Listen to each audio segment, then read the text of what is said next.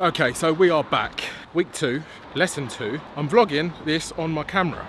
I invested some money in a really nice camera and a really nice mic, and I tried to vlog it on my phone last week and realised that I was talking to you like this half the time and all you could see was my mouth moving. So now I've got my camera, it changes everything a little bit because now you can actually see me talking to you, which is of great benefit. But yes, we are on our way. The time is...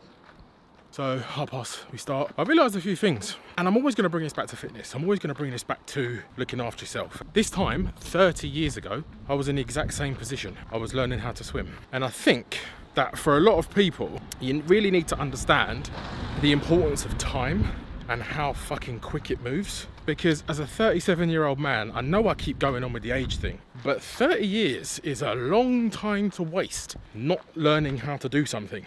And I'm bringing this back to fitness because a lot of you think you have time and you don't.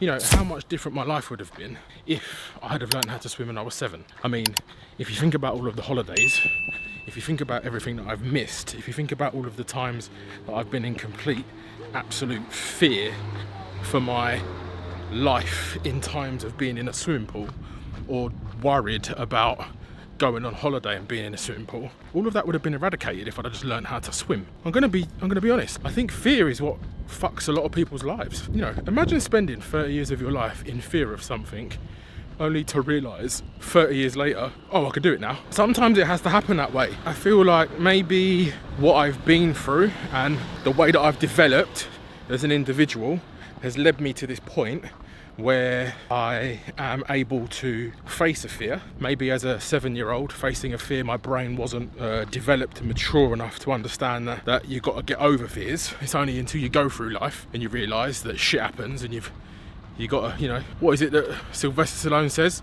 But it ain't about how hard you hit.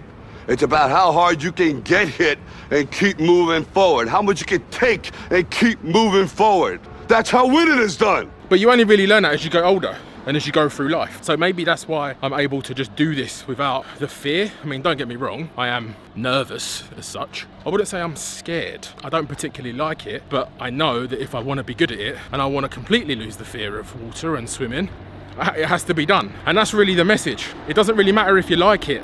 You know, as a child, I'm gonna sneeze. You like things a lot easier because there is no fear. And that fear isn't, you know, there's no such thing as fear when you're a kid. So it's much easier to enjoy what you do, i.e. swimming, because your fear perception isn't as mature as it is when it's an adult. I just think that's where a lot of people struggle, especially in fitness, because they're so scared of what might happen, or they're scared of what might not happen, that they don't do it. And, you know, like I was explaining to you last week, I learned a lot of my fitness knowledge and was introduced to fitness very early because I had no fear. I had no fear of going in a gym and training. I had no fear of people looking at me and thinking he looks a certain way. I had no fear of it, which is why I can walk into a gym now and not care what anybody thinks of me. Whereas a lot of people struggle because their number one hurdle is what other people think of them. And I don't have that fear because it was conditioned into my brain when I was young and it doesn't matter. Whereas a lot of you weren't. Also, before I forget, massive thank you to everybody that's messaged me or commented with just, you know, well wishes and saying good luck and that, because it does mean a lot, you believe it or not. Hey Cam! Hello! Hello, you posted it? I am going to post it, yeah. Learn with Grant. What are your names? All right, I'll shout you out. That was Lewis and Jack, 2 little young kids that know what vlogging is, which is mad because when I was their age I had no fucking clue. But yeah, big thank you to everybody that's reached out because it's important and it matters to me because it's encouraging when people support you. And essentially, when you think about it, that's all that breeds success, is people's support. So, you know, I support my clients in their endeavours and whatever it is they're trying to work towards. And in that support, you gain confidence. And through that confidence, you gain belief. And through that belief, you reduce your fear. And the more you do it, the less fearful you are, the easier it is to get better it is at whatever you're doing. And so all of your comments mean a lot. It helps me just to settle me down because I've been given some really good advice, which, you know, for somebody who's fucking petrified of deep water, it helps massively. I also do realise that I'm not allowed to take my camera into the pool, so there isn't going to be that much in the way of pool content. Maybe if I get Hannah to come one session, she can video some and you can see me in the pool because, you know, one thing vlogging about talking about swimming, but you're never actually going to get to see me in the pool. So I do understand that. Don't think I don't. Session number 2, I am under no illusion that I'm going to be doing anything different today. I think that's also a big thing with people and starting journeys on different things, is thinking that just because they've committed to something, every session's going to be different. That's a big thing with training. A lot of you get into things and think that you're training and the program has to change every week and you're going to be doing something more advanced and more developed every week. Let me put it to you like this. We all spent 17 years in school learning how to read and write. So, and pretty much every class we did the same shit over and over and over and over again to get really good at it. So, you know, the process doesn't always work in terms of change all the time. There is a certain part of it where you have to repeat. And in that repetition is where you develop the confidence and belief to do something to your best and natural ability. Anyway, I'm here.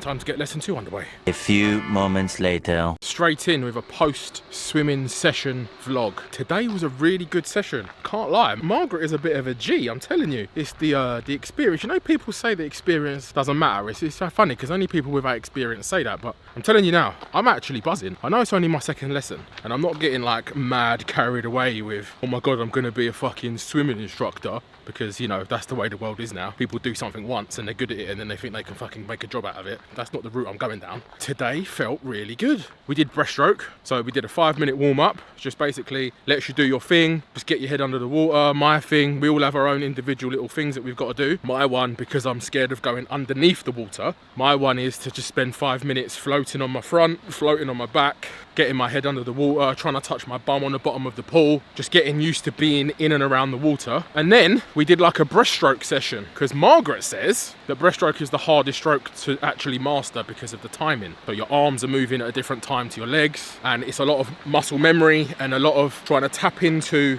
teaching your brain how to move in the water. And that's, you know, a little bit like training as well. You know, if you think about a squat or a deadlift, even like a golf swing, they're not natural movements. And so as natural as they may be, you're not taught how to do them efficiently. And that's what swimming is. That's what I'm learning, is that swimming is about being efficient in the water, trying to conserve energy. And when you panic and you're not breathing properly, you're fighting the water and you're not conserving energy, which makes it harder. But today we worked on the leg kicking aspect of breaststroke. I did anyway, because Margaret says that I've got very strong legs, which we all know because I've been training for however long, and that's basically what I focused on for the whole lesson, was just kicking, and then more kicking. Funny thing, isn't it, when you actually understand how to use your body in the pool, because your body does what you want it to. And I didn't for 1 second panic about being in the water, which for me is the main reason why I'm doing this. I'm not doing it for any other reason other than the fact that I know I'm strong enough to swim. It's just that when I'm in the water, I panic. And today, I honestly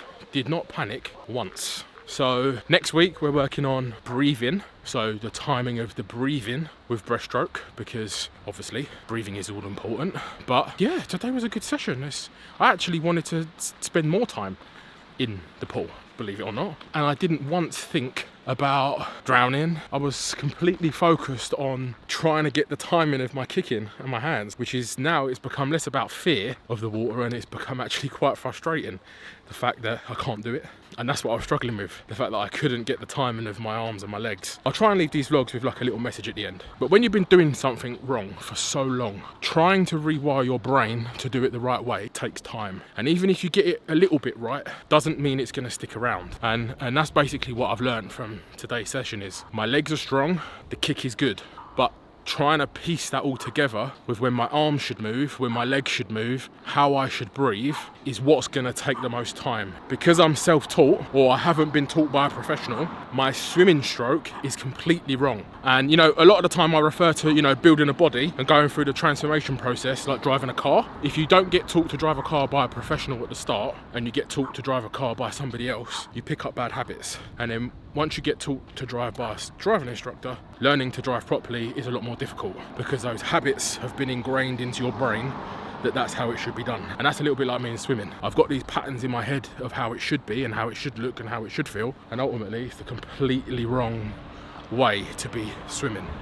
But yeah, good session. I'm actually excited to do more, and I learned today that I can actually book one-to-one swimming sessions, so that's what I might do just to accelerate the progress. But I'm with Hannah now, and yeah, I will see you all next week.